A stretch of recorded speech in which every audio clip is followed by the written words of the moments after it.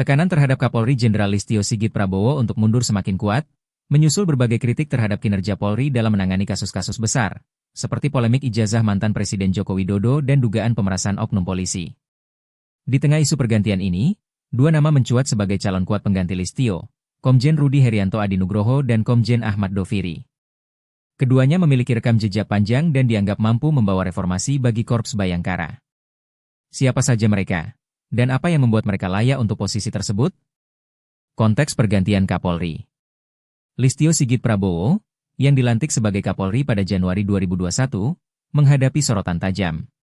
Pengamat kepolisian Bambang Rukminto dari ISES menyebutnya sebagai Kapolri terburuk era reformasi, menyoroti maraknya dugaan pemerasan dan rendahnya kepercayaan publik.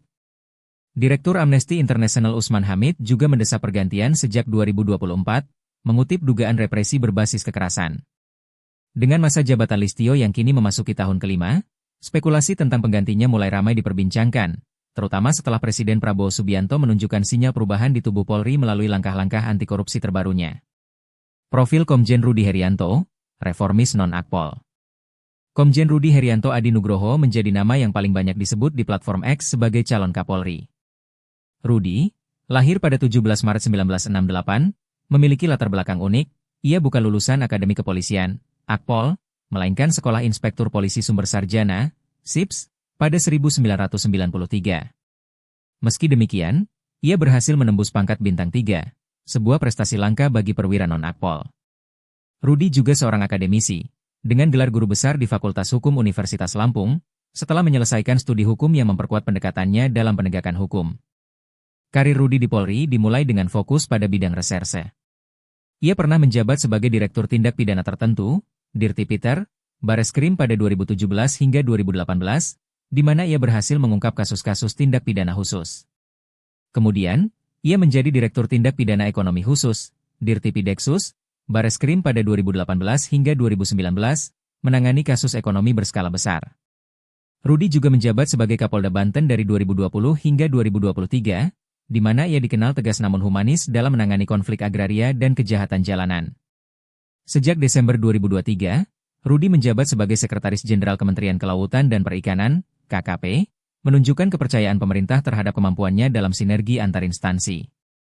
Rudi dikenal sebagai reformis yang mendorong penerapan teknologi dalam pelayanan publik.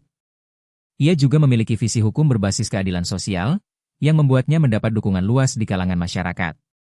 Berdasarkan laporan harta kekayaan penyelenggara negara, LHKPN, per Maret 2025, Rudi memiliki kekayaan sekitar 4 miliar rupiah, mencerminkan gaya hidup sederhana untuk seorang pejabat tinggi.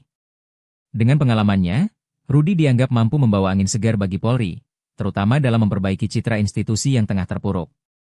Profil Komjen Ahmad Doviri, pemimpin berpengalaman dengan rekam jejak cemerlang. Nama kedua yang mencuat adalah Komjen Ahmad Doviri, yang baru dilantik sebagai Wakapolri pada 13 November 2024. Ahmad Doviri, lahir di Indramayu, Jawa Barat, pada 4 Juni 1967, adalah lulusan Akademi Kepolisian, Akpol, 1989 dan peraih penghargaan Adi Makayasa sebagai lulusan terbaik. Ia memiliki pengalaman luas di berbagai bidang kepolisian, terutama sumber daya manusia, SDM, dan intelijen, dengan pendidikan tambahan seperti Perguruan Tinggi Ilmu Kepolisian, PTIK, pada 1996 dan Sespinti Polri pada 2012. Karir Ahmad dimulai dari posisi kecil seperti Kanit Resintel Polsekta Tangerang pada 1990, hingga menjabat Kapolres Bandung pada 2007 dan Kapoltabes Yogyakarta pada 2009.